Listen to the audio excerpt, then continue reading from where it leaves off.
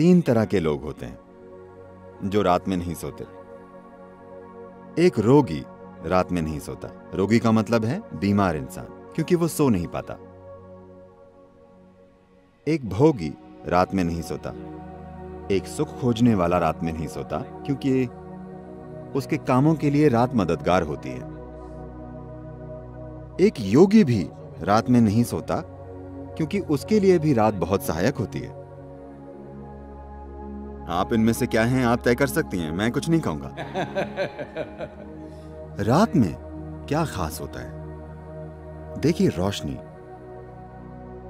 हमारे लिए रोशनी इसलिए कीमती है क्योंकि हमारी आंखें एक खास तरह से बनी हुई हैं। रोशनी आपको हर चीज अलग अलग करके दिखाती है। देखिए, अभी क्योंकि यहां रोशनी है, मैं इस इंसान को, इस इंसान को, इस इंसान को, इस इंसान को देख सकता हूं। मान लीजिए लाइट चली गई और अंधेरा हो गया, मैं बस लोगों के झुंड को देख पाऊंगा। मैं इस इंसान को, इस इंसान को, इस इंसान को नहीं देख पाऊंगा। तो रात में कुछ ऐसा है कि रात में सीमाएं थोड़ी धुंधली हो जाती हैं। तो योग के लिए, सेक्सुअलिटी के लिए, दोस्ती के लिए, नजदीकियां, पढ़ाई, फोकस, इन सभी चीजों के लिए रात ज्यादा सहायक लगती है, क्योंकि रात में आपके और दूसरे के बीच का अंतर कम हो जाता है। सिर्फ इसलिए क्योंकि हमारी आंखें इस तरह से काम करती हैं, जहां रोशनी ना हो वहां हमारे अनुभव में हर चीज मिलकर एक हो जाती है। तो एक योगी, एक भोगी और एक रोगी, ये तीनों रात का इस्तेमाल करते हैं। आप भी इसका इस्तेमाल कर सकती हैं। इसमें कोई समस्या नहीं है, जब तक कि आप क्लास में सोती ना हो। अगर आप क्लास में नहीं सोती तो ये चलेगा, इसमें कुछ गलत नहीं है। लेकिन आप इसे आजमा कर देखिए। क्या मैं कुछ साझा कर सकता हूं? मैं कुछ ऐसा था।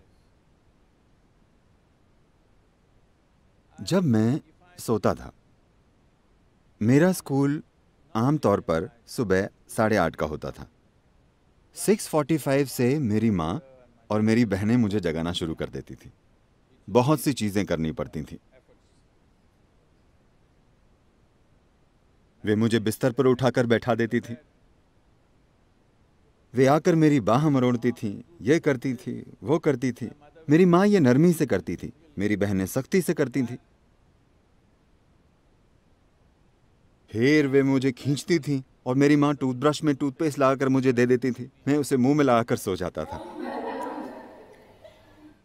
वे मेरे कपड़े लाकर देती थी और कहती थी, नहाने जाओ, टाइम हो गया है। मैं बाथरूम के अंदर जाता और सो जाता। अगर कोई मुझे ना उठाए तो मैं दिन में 1-2 बजे तक एक पत्थर की तरह सोता था। जागकर करवटें नहीं बदलता था, बस मुर्दे की तरह। लेकिन मैंने 12 साल की उम्र में योग करना शुरू किया। शायद 8 या 9 महीनों के बाद, उसके बाद चाहे जिस भी जगह पर होने पर, चाहे कहीं भी होने पर, चाहे जो टाइम जोन हो, रोज मैं अलग टाइम जोन में होता हूं, लेकिन मैं सुबह 3:35, 3:40 पर जाग जाता हूं, क्योंकि उस वक्त प्रकृति में कुछ बदलाव होते हैं। मेरा शरीर बस जाग जाता है। अगर मैं चाहूं, मैं उठकर जो करना चाहूं कर सकता हूं। अगर मैं ना चाहूं तो मैं थोड़ा और सो सकता हूं, लेकिन शरीर हमेशा जाग जाता है। तो आपको सिस्टम में थोड़ी संवेदनशीलता लानी होती है।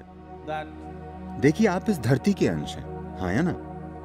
कोई इंसान अपने बारे में कुछ भी बकवास सोचे, लेकिन हम सब इस धरती से पॉपअप हुए हैं।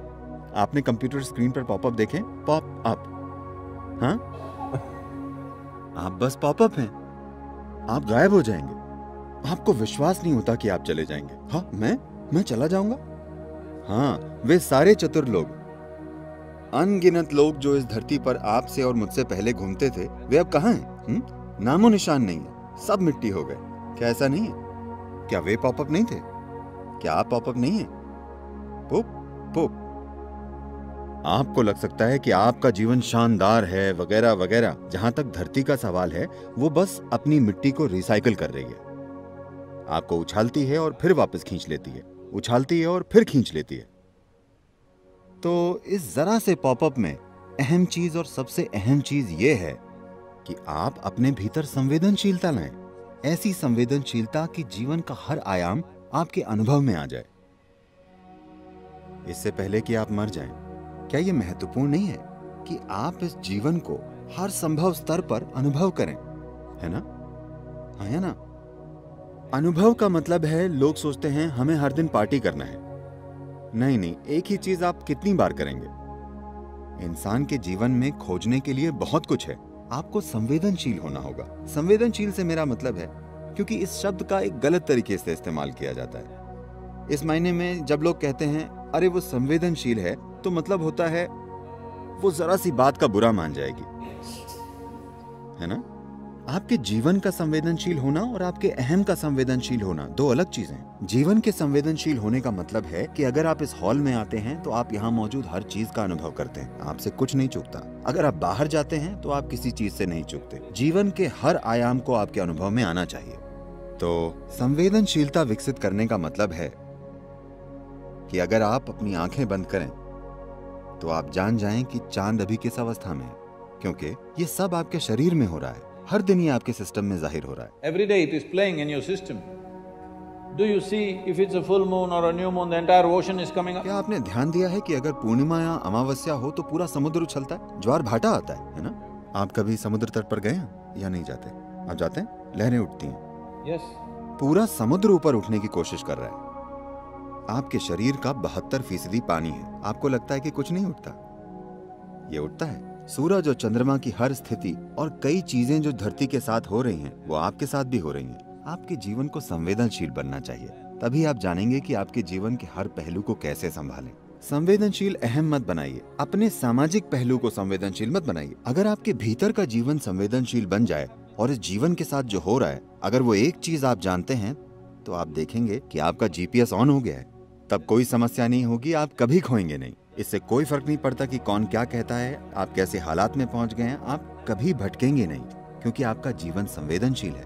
इस जीवन की बस यही जरूरत है कि इसे एक जीवन के रूप में संवेदनशील बनना है। अभी हमने एक ऐसा मनोवैज्ञानिक ढांचा विकसित कर लिया है जिसका जीवन से कोई लेना देना नहीं है। इसका थोड़ा सरोकार सामाजिक पहलू से है, पर जीवन से कोई लेना देना नहीं।